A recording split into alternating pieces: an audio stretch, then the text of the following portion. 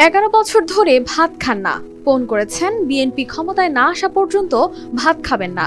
আর দীর্ঘ সময় ভাত না খেয়ে হয়ে গেছেন অসুস্থ, শরীর কাঁপছে, চোখে জ্বালা, মুখ শুকনো, তবু এক মুঠো ভাতও স্পর্শ করেননি তিনি। কারণ এই ভাত যেন এক প্রকার প্রতিবাদের প্রতীক হয়ে উঠেছে তার কাছে।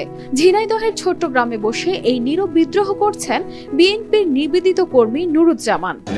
ভাত খাওয়াটা বন্ধ করেছি আমরা। এই যে মৃত্যু দিবসে যে একটা অনুষ্ঠান করতেছিলাম আমরা মৃত্যুবার্ষিকী, এই অনুষ্ঠানটা করলে পরে আওয়ামী লীগের লোকজন এসে আমার সেসব নষ্ট করে দেয়।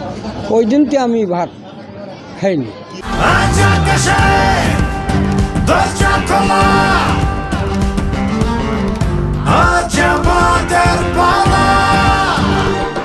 ঘটনার শুরু 2014 সালে, যখন তিনি আয়োজন করেছিলেন শহীদ রাষ্ট্রপতি জিয়াউর রহমানের শাহাদাত বার্ষিকী উপলক্ষে এক কাঙ্গালি ভোজ। রান্না হয়েছিল বহু মানুষের জন্য, কিন্তু সেই খাবারেই হামলা চালায় স্থানীয় আওয়ামী লীগের নেতাকর্মীরা। রান্নাঘর ভেঙে ফেলে দেয় সেই পাত্র ভর্তি ভাত। অপমানে দগ্ধ হয়ে সেদিনই তিনি ঘোষণা দেন বিএনপি ক্ষমতায় না ফেরা পর্যন্ত আর কখনোই ভাত খাবেন না।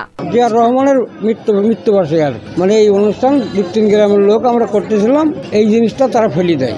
লোকজন তো সব কারোর ভিতরে সাবল দিতে যাচ্ছে, কারোর মারতে যাচ্ছে, কারো ঘেঁষুর কম দিতে যাচ্ছে। তা আমি ভাতের কাছে ফেলিলাম না, তা তবু ভাত তারা ফেলিয়ে দিল। ওই জন্য আমি বললাম যে যাক, ভাত আর আমার ভাগ্যাল নেই। আমার দল যতদিন ক্ষমতা না আসে ততদিন আমি আর ভাত খাবো না।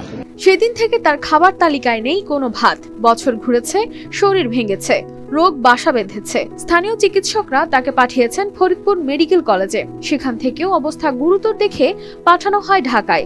এই খবর পৌঁছায় বিএনপির ভারপ্রাপ্ত চেয়ারম্যান তারেক রহমানের কাছে। তিনি ঢাকায় পাঠান বিশেষ মেডিকেল টিম। তারপর শুরু হয় তার পূর্ণাঙ্গ চিকিৎসা।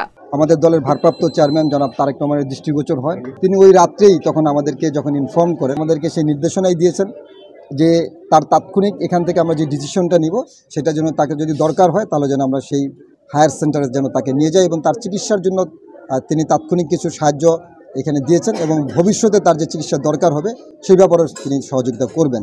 তার স্ত্রী জানান, অনেক সময় কিছুই খেতে চান না নুরুজ্জামান। এমনকি এই প্রতিজ্ঞার কারণে পরিবারের উপর এসেছে মামলা, জেল হয়রানির মতো চাপ, তবু নড়েননি নুরুজ্জামান। তার স্বপ্ন, যেদিন তার প্রিয় নেতা তারেক রহমান দেশে ফিরবেন সেদিনই তিনি খাবেন এক মুঠো ভাত।